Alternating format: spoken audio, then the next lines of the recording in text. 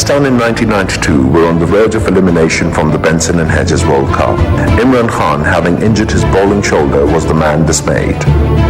There had been quite a few setbacks. Saeed Anwar, their prolific left-hand batsman, was not available due to mysterious illness, and Waqar Younis, one of the fastest bowlers in the world, had gone down with stress fracture of the back.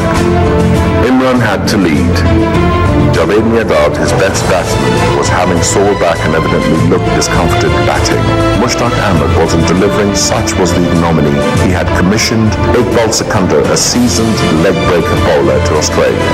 Akib Javed and Wasim Haider had to support Imran and Wasim Akram. Waqar was being sorely missed. A few weeks later, the tables have turned. Pakistan had never played in a World Cup final before. England had been there in 1979 and 1987. Pakistan had played in the semi-finals in 1979, 1983 and 1987. Ijaz Ahmed and Salim Malik, their premier batsmen, had not been in the runs, and Imran had to take some crucial decisions. He needed his openers Amir Sohail and Ramesh Raja to deliver. Both failed. Imran walked in at number 3, an unusual decision nonetheless. He had decided to stand up to the challenge, and leading from the front with Javed Mirdad, he rehabilitated the faltering start. Walking in at 20 for 1 and losing Ramesh Raja 24, Pakistan were evidently struggling. Javed Mirdad came in with his back strap and could hardly feel comfortable. Running, sitting, stretching, he had to partner his captain to fulfill the dream of 120 million Pakistanis. The two seasoned pros got the act together and assuredly put on 139 runs for the third wicket. Javed scored 58 and Imran 72. By the time the two were out, Pakistan's total was 197. The final flourish came from Inzamam ul-Haq 42 and Wasim Akram 33 spurred the innings on. They ended with 249 for 6 in 50 overs, a highly compatible total in 1992. England has been in finals twice in 1979, losing to West Indies, and in 1987, conceding to Australia. This was their best chance to win. Pakistan had come into the tournament as underdogs, and their run into the final has been tumultuous. That they were at Melbourne was a miracle in itself. Wasim Akram had them in a tight spot before Neil Fairbrother. Two best spells of his career, rather the best seen in the international cricket, first picking up Lamb and then dismally routing Chris Lewis. Fairbrother was the lone man standing when for 62, England were perishing. Subtract Lewis from that list. Wasim Akram is on a hat-trick more and has taken at least 2 from memory in one-day internationals. By 10:15 p.m. in front of 87,182 people at the picturesque Melbourne Cricket Ground, under lights Pakistan had crowned as champions of the world. They had won the Benson and Hedges Cup. Their captain Imran Khan had seen his dream turning into reality, his deeds into dexterity. He was the man captaining Pakistan to an unprecedented triumph. There was a cross breeze. Imran Khan was breeze. Imran bowling 599th legitimate ball of the match from the members' end, had Richard Illingworth stepping down in the 10th, hoisting one out of the park. Instead, he top-edged it to Ramesh Raja. Pakistan team were ecstatic. So were the millions of people back home. The unimaginable had happened. Imran's Pakistan had done it. They were the heroes. A 17-year-old boy from Zaman Park went to Atchison College, won his colour at cricket in 1967-68. He began playing first-class cricket, representing Lahore A versus Sargodha at the Sports Stadium in 1968-69. A product of nepotism, some said, with his maternal uncle heading Lahore cricket and 2 cousins already on Pakistan team, it seemed a cakewalk for Imran Ahmed Khan Niazi. It wasn't true. He was an all-rounder, more interested to bowl fast, erratic. He was still promising. On debut, he opened Lahore A innings with Zakir Butt and scored a gritty 30.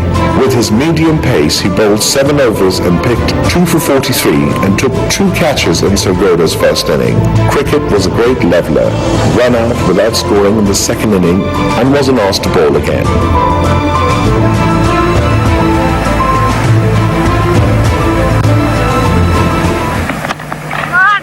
was more there for him. Backed away through the offside before. This is the value of an all-rounder coming in at number 7. And the shot repeated. And Turner's accuracy at fault here. To go through for 4 more.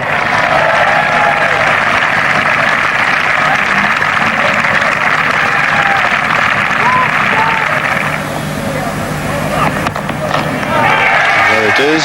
A good hand for Imran Khan. And making the 1 into 2 there. So Imran going to 51. 4 months later, in the Ayub Trophy of 1969-70, Imran was picked on the Hall B and was a part of the team for their match versus National Bank of Pakistan. He couldn't really impress with the bat scoring 6 and 19 and returns 1 for 34 in the match didn't really stir the selectors. He was picked on Punjab Governors 11 playing against Punjab University at Lahore Baghi Janab, picking 3 for 45 in the first innings. He picked wickets of most prolific batsmen Shafiq Ahmed, Afzal Masood, Wasim Hassan Raja. Punjab Governors 11 lost their opener Aftab Gul and Salim Al-Khan with only 32 runs on the board. Imran joined Shafqat Rana and 2 put on 66 for the 3rd wicket. Imran's share was delectable 51. Stepping down to Wasim Raja, he was caught in the deep by Sarfraz Nawaz. Shafqat went on to post 103 in 139 minutes. Imran had started to impress the local selectors. Imran began the 1970-71 career with an oplong. In the BCCP trophy representing Lahore Greens versus Pakistan Railway, picked 6 for 54 in 18 overs, having shared the new ball with Ehshamuddin. In the second innings, Ijaz Ahmed scored 193 and Imran 40, the two putting on 73 runs for 3rd wicket. Not really in the wickets versus Rawalpindi, 3 wickets and scored a prolific 60s in Lahore Greens. Second innings, adding 113 run with Talat Ali for the 2nd wicket against Karachi Blues, having followed on. Imran's major breakthrough was being picked to represent BCCP 11 versus International 11 in 1970-71 at Lahore's Gaddafi Stadium. He made 51 not out in the order of the first innings, having come in with his team struggling at 80 for 7. International 11s bowling included Bob Cosson, the left-arm fast bowler Neil Hawke, Robin Hobbs, and the leg break and slow left-arm spinner Norman Gifford. It indicated Imran, with all the passion, was ready for representative cricket. When the International 11 batted, he picked Mickey Stewart's wicket in the first inning and added 2 more in the second, removing both openers Roy Virgin and Stewart again. 3 more matches in the Quaid-e-Azam Trophy and Imran was ready for the action. Imran picked 5 for 75 versus Rawalpindi, and in the second match, he played in the tournament, following it up with a plush 68 against Punjab University. When expected, Imran would be picked on the Pakistani team for their tour to England in 1971. Salim Altaf, Sarfraz Nawaz, Asif Masood were certainties in addition to all-rounder Mushtaq Mohammed, Captain Intikhab Alam and Asif Iqbal. Left-arm spinner Pervez Sajjad and Mohammad Nazir, with his offspring having picked 7 for 99 on his debut in Test versus New Zealand in 1969, were sure to be announced on the team. Imran was sure, even if he wasn't picked on the Pakistani team, he would be travelling to England to pursue his studies following precedence of his cousin Javed Berkey, who went to Oxford University, and Majid Khan completing his degree at Cambridge. Oh, must be. Almost did it once before. Imran Khan with that in-dipper. And an error of judgment from Randall. He's gone this time. Little outside edge. David Garr goes for 74, and if anybody deserved to take the wicket, it was surely Imran. His second. And he's bowling. Both of them's gone. Beaten there with a fine delivery. A little bit of extra pace too. Seemed to be on both of them for 2. Well, that didn't get up at all. But even that's not going to be any consolation for Jeff Miller. It's out. Must be. That one looked plumb. A lot of the earlier appeals were... Well, that's out as well. Not much doubt about that. Oh, well done. That's a fine catch. And played on. Randall has gone, and he won't be too pleased about that.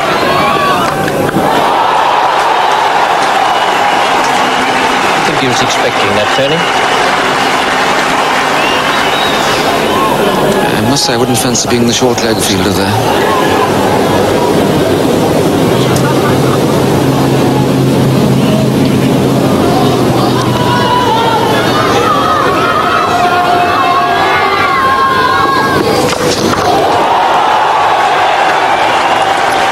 Well, it's 4 runs.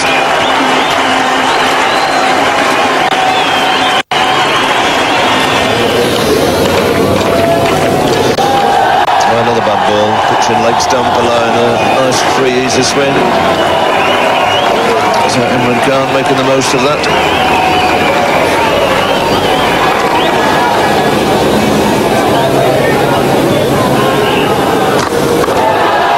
Good shot. Went past Bob Willis like a rocket.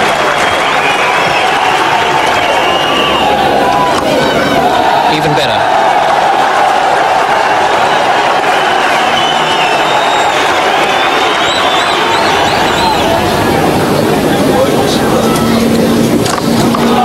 Six.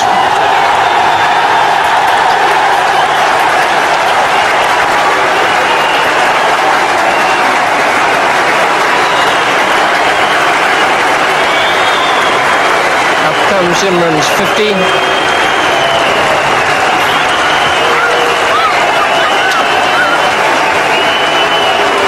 .54 to Imran Khan, 188 for 9.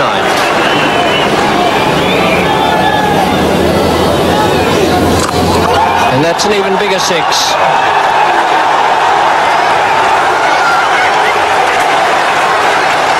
won't have been many bigger hits on this ground.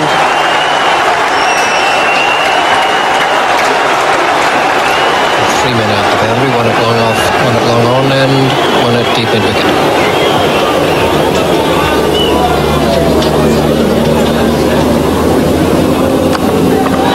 Safely away behind point. Imran goes to 65. Imran had scored 412 runs at 31.69 with 4 half-centuries, and he had picked 28 wickets at 2160 with 2 fivers. Many thought Shamuddin was better suited for Indian condition, yet the selection committees comprising BCCP President I.A. Khan, Chairman, Imtiaz Ahmed, and 2 members from East Pakistan, including Atiq Zaman and Mazhar Haq, surprised quite a few and picked Imran Khan on the England-bound team. Imran was ready for international cricket. Aged 13, he started playing cricket, first with his older cousin at Zaman Park in Lahore and subsequently at Emerson College. Few could contemplate having ambitions, and he would turn his dream into reality and talent into dexterity.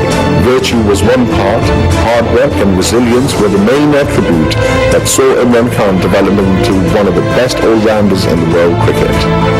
A top captain, he led Pakistan to a miraculous win in the Benson and Hedges World Cup at Melbourne in 1992. Imran Ahmed Khan Niazi spurred his charges to the world title, though it seemed Pakistan would be quashed, not even being able to qualify for the semi-finals. He was a resolve, self-confidence, and untainted belief. Taking responsibility, he went in at number 3 and scored a delectable 72 to ensure Pakistan posted a competitive total. Imran could do it because he was one of the chosen few to triumph, winning largely because he was undeterred and unflinching, never conceding. Imran Khan had been a hero to old and young, a household name, and such was his impact. Many future superstars idolized him. He was a winner, always. His uncles, cousins and nephews were above-average players. Jahangir Khan had represented India in the inaugural test at Lord's in 1932, and he had also thrown javelin in the London Games, later to be known as Commonwealth Games. Abbas Khan had been a national athlete. Feroz Khan was an Olympian. Aga Ahmed Raza Khan, Masood Salahuddin, Brigadier Shamshad, Javed Zaman, Humayun Zaman, Fawad Zaman, Farooq Zaman, Javed Berki and Majid Jahangir Khan, followed by by another generation being ready for the first-class cricket. Babar Zaman, Imran Khan, Nasir Zaman, Ahmed Hassan Khan, Tariq Zaman, a few more. It was a family from Basti and Jalandhar. Javed Berki, Majid Khan and Imran, all first cousins, captained Pakistan, a rare distinction. In England in 1971, Imran began the tour playing versus Northamptonshire at Northampton. Batting at number 10, he scored 28 and went for 94 runs in 24 overs, bowling for the first time in England. Again in the second innings, not promoted, he still made the impressive 32 not out. In Northamptonshire's second innings, Imran picked wickets of Peter Wiley and Hilton Ackerman. Batting at number 8 in the next match, he played versus Hampshire. Imran scored 19. However, he bowled with scorching pace, taking wickets of Gordon Greenwich, Barry Richards, Richard Gillett, the top 3 batsmen. Imran didn't take any wickets versus Nottinghamshire, but he had redeemed himself, scoring 36 not out in Pakistan's first inning, having joined Wasim Bari with their team struggling at 223 for 7.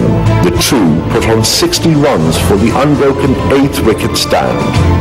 At Gravesend versus Kent, Imran could not score in the only inning. However, he picked 3 wickets in the rain-curtailed match. He was unlikely to make the test team for the first match at Baston. With Sarfraz Nawaz not fit and preferred over Salim Altaf, and made his debut in Test, thus began a career that flourished steadily, and by 1976, Imran had become a world force. One of the fastest bowlers in the international cricket, joined the gauntlet top-tier performance Dennis Lilly, Jeff Thompson, Michael Holding, Anderson Robbins, even Garth Leroy, who wasn't playing Tests. Imran on his debut in Test trudged on mediocrity. The first ball he bowled almost hit Sadiq Mohammed standing short leg. He was wavered and nothing important transpired. He was run out for 5 while Zahir Abbas, Mushtaq Ahmed and Asif Iqbal all scored hundreds. With his bowling, he couldn't torment the strong English lineup. Ending with 0 for 54 in 28 overs, he bowled in the match. He hadn't impressed, and it seems he could end up as one Test wonder. So looking for a single off the last ball. If it hits the wicket, it's close and he's out. So Imran run out there, sacrificing his wicket as Asif was trying to take a single off the last ball. Lever following up very quickly indeed. He himself ran out. Young Imran. Imran stayed back in England and joined Royal Grammar School, Worcester. He couldn't withstand indignity of not having been able to perform. That wasn't him. He had a challenge. He had to rise like Phoenix. He did. By 1973, he was representing Oxford University in first-class cricket. His run had begun. He wasn't holding back. Imran was a winner. He scored his maiden half-century in England versus Worcestershire in 1973 and moved on. He also completed 50 wickets in the first class, picking Ivan Johnson, caught by Trevor Glover. Versus New Zealand, for the universities, Imran made scores of 73 and 83 and picked 4 for 81 and 3 for 65. He had begun evolving as a big match player. His wickets, including Rodney Redmond, Ryan Hastings, Robert Anderson and Ken Wordsworth in the first inning, while Redmond, Hastings and Bruce Taylor in the second. Versus Warwickshire, Imran bowled at his best in July 1973. He picked 6 for 63 in the first innings and ended with 3 for 34 in second. Imran captained the Oxford University in 1974. Against Nottinghamshire, he posted a maiden 100 in the first-class cricket, a charming 117 not out. He didn't stop another 106 in the second inning in the second. He played outstandingly against left-arm spin-off Dilip Doshi. In the next match versus Derbyshire, he picked 5 for 96, and for the universities against India, he was in prime form, picking wickets of Sudhar Naik, Syed Abid Ali, Srinivas Venkataraghvan and Irupalli Prasanna. Batting at number 3, he posted 160. In the second, he made another enterprising 49. He led from the front, captaining his team. Against Northamptonshire, he hit a swashbuckling 170, besides picking 7 wickets in the match. His performances were enough to have him picked on Pakistan team for their tour to England in 1974. He played in all 3 tests besides making his one-day international debut and never looked back. Imran had started progressing. His next goal to be the best all-rounder in the world. He was soon competing with the likes of Richard Headley, Ian Botham and Kapil Dev. Imran had evolved. The moment of change for him was during Pakistan's tour to Australia in 1976, picking 3 successive fivers in 2 tests. The best was at Sydney, where he bowled faster than ever and wrecked Australia's top batting lineup. Torn sleeves and half the shirt tucked into the other half out of the trousers, he was an image of a man possessed. He scored 48 in the first inning in Adelaide. In the second test at Melbourne, he was wicketless in the first inning. In the second inning, retaliating, he took wickets of Alan Turner, Grant Chappell, Doug Walters, Gary Cossier and Dennis Lilly. He was one of the best fast bowler in the world, a rollicking superstar. Greek looks, handsome and debonair, deeply impactful Imran was media's mainstay in the 1970s and early 1980s. That's a nice stroke. That'll go to the fence for 4 runs. Block was wide and Imran chased it and struck it away through the covers. Away he goes again. He sliced this one away down backward a point and 4 runs.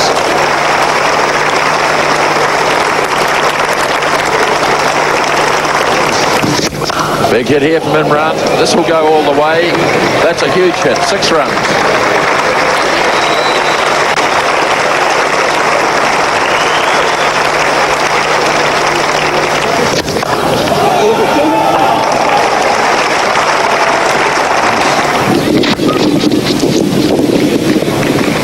And Imran Khan has those 3,000 runs in Test cricket. He's the 8th Pakistani to do that. Greatest of all Pakistan captains, if not in terms of statistics, still his will to transform the team's attitude from a collection of immensely talented players into a team preferring collective effort and being fearless, having the confidence to win, to be the best and to compete in adversity. It was Imran who sharpened them to an impregnable series of results. He was the man obsessed, the best in his trade, and never saying die. If you ended your test career with an average of 38 with the bat and 23 with the ball, you must have been a real tormentor. The best when you played the international cricket. He was a genuine all-rounder, a real trendsetter in Pakistan and equally revered in the world. Having begun playing Test cricket in 1971, it had taken him 5 years to be in the forefront, overwhelming Pakistan's success. He picked 14 wickets in 3 home tests versus New Zealand before leaving Australia, picking up their wreckage with the 3 fivers in 1976. In the West Indies in 1976 and 77, he ended the 5 test series with 25 wickets. In 2 seasons at World Series cricket, he picked 25 wickets at 20.84, bowling against top batsmen of the world.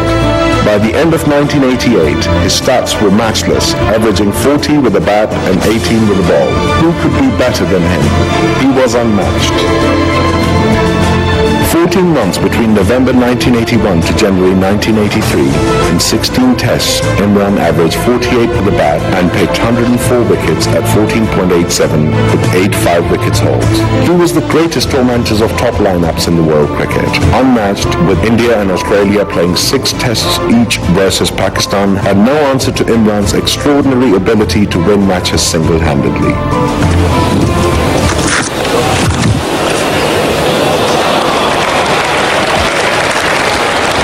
Well, that was a pretty good shot, that. Imran onto the back foot and hitting that ball very, very hard indeed.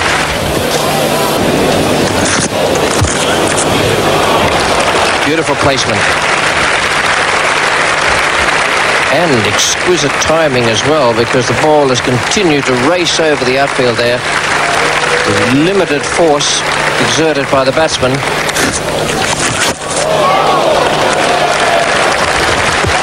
That'll take him on now to 48. Didn't quite time that. It came perhaps off the shoulder of the bat or even off the gloves it may have been.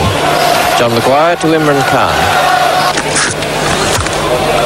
It's a good shot from Imran. He's timed that beautifully.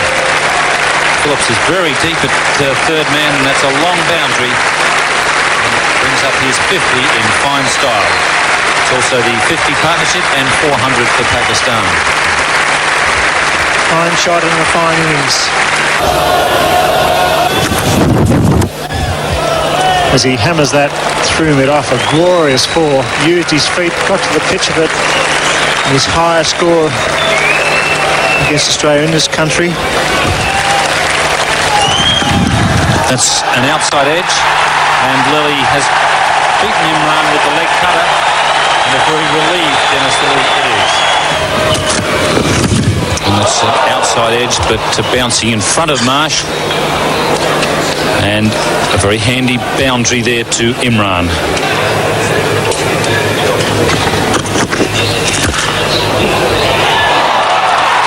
It's gone for four, but it was a chance for a moment.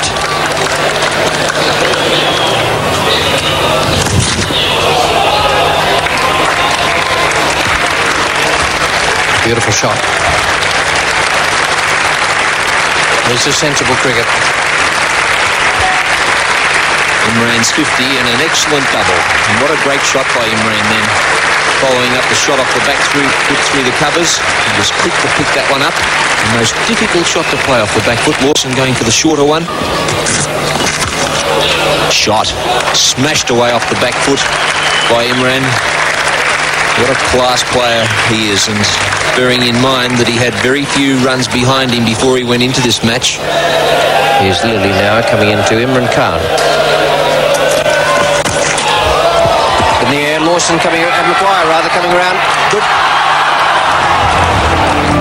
He picked 40 wickets in a 6-test series against India at home in 1982-83 at 13.95 and 29 wickets versus Australia at 16.65. Out there by Imran.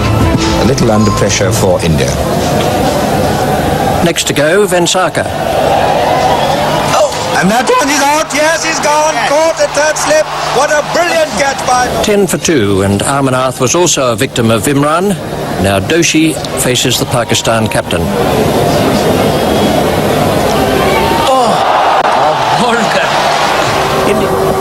Bold कर दिया बहुत उम्दा गेंद जो बड़ी तेजी के साथ अंदर आई और गवास्कर ना खेल सके और बोल्ड कर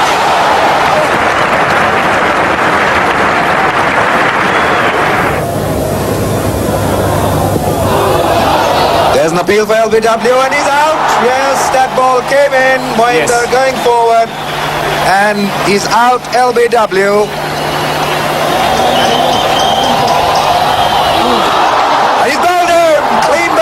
What a magnificent delivery, and this is an incredible spell. The greatest that one can see from a great fast bowler. There he is. He's completely electrified this crowd, and in fact he's bowled him. He's bowled him. Kapil Dev is bowled, and Imran has won the first round of the Kapil Dev. Imran. That's a good delivery. There's an appeal for a catch behind and he's out. That's the breakthrough. Singh Sarkar gone. Fourth bari. Bowled him out. Appeal for LBW and he's out. That won the Indepa. Victory Imran to Doshi.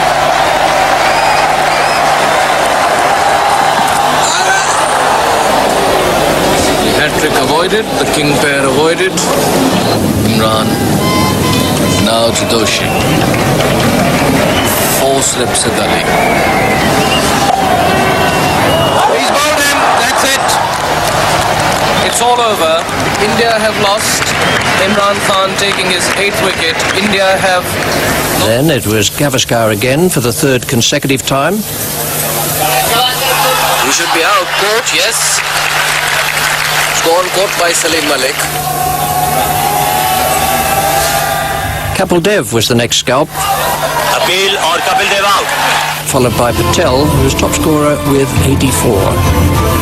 Out of the 11 Man of the Match awards in his Test career, 5 came in 6 months between August 1982 and January 1983.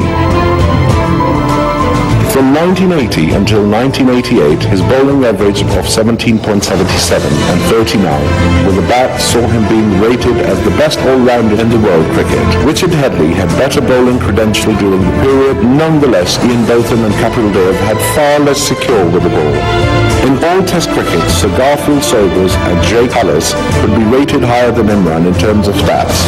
Cullis, however, was mainly a batsman, and his 266 wickets were taken in 140 Tests, an average of less than 2 per match. Imran was much more prolific with the ball. At his peak, Imran averaged 17.77 with the ball, and his strike rate of less than 44 balls per wicket was the best. Richard Headley was next.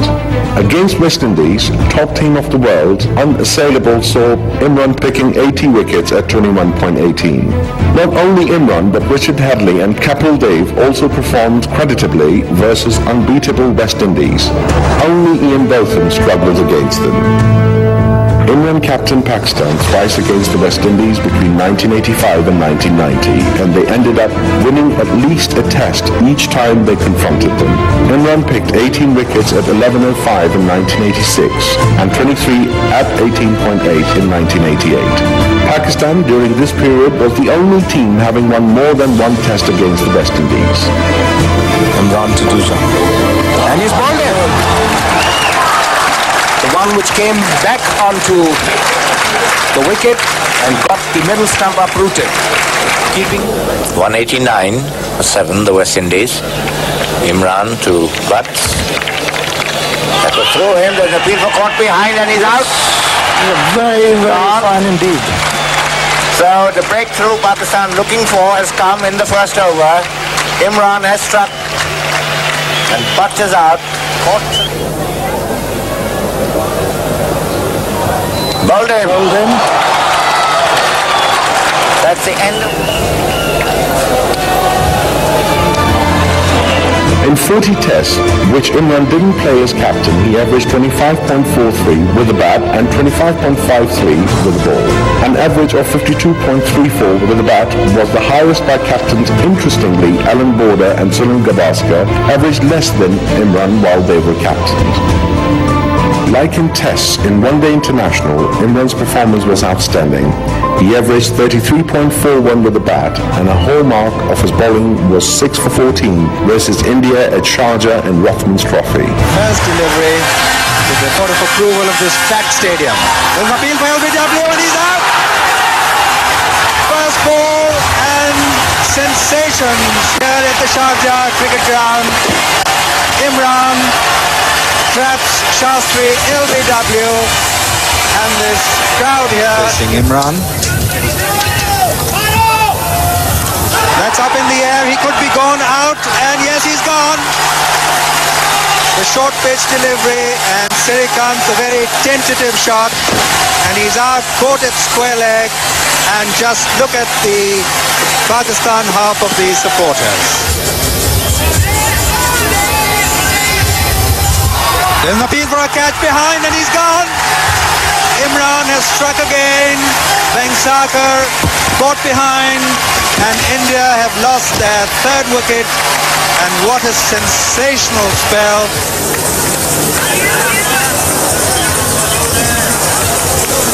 He's going to be out, caught and he's gone. Imran has struck again. Gavaskar out, caught behind. Playing away from his body. Imran to Amarnath. He's out.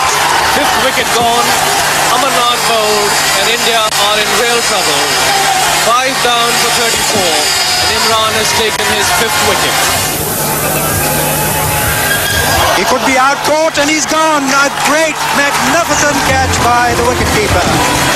What a tremendous... In the matches Pakistan won, Imran averaged 47 with the bat and was exceptional.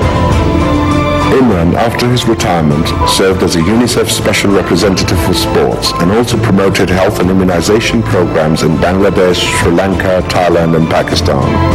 He also worked for a cricket charity at Lord Taverner's. By 1991, he had established one of the best cancer hospitals in Asia under the auspices of Shaukat Khan Memorial Trust. Imran, for setting up the hospital, generated $25 million from all around the world and provided people of Pakistan a facility that has seen thousands of poor patients alleviated free of cost. By winning this World Cup, personally, it means that one of my greatest obsessions in life, which is to build a cancer hospital, I'm sure that this World Cup will go a long way towards completion of this obsession. On April 27, 2008, he also established a technical college in Mianwali associated with the University of Bradford. Imran Khan Foundation also helped providing help to the flood victims of Pakistan. A cricketer of immense attributes, an inexhaustible philanthropist, and an undeterred politician, he became the only international cricketer to ascend to the office of Prime Minister of the country, a rare distinction in itself. The only other Prime Minister having played first-class cricket was England's Thomas Douglas. The late President Sardar Farooq Ahmad Khan Lagari had represented Pakistan in the shooting at the Asian Games in 1958. With Imran Khan as Prime Minister of the Islamic Republic of Pakistan begins a new era. An undaunted man, a man possessed, Imran looks deep into alleviating poverty in Pakistan. Patriotic by instinct, he endeavors to make his country peace-filled and prosperous. A hero to old and young, Imran continues to impact the world stage.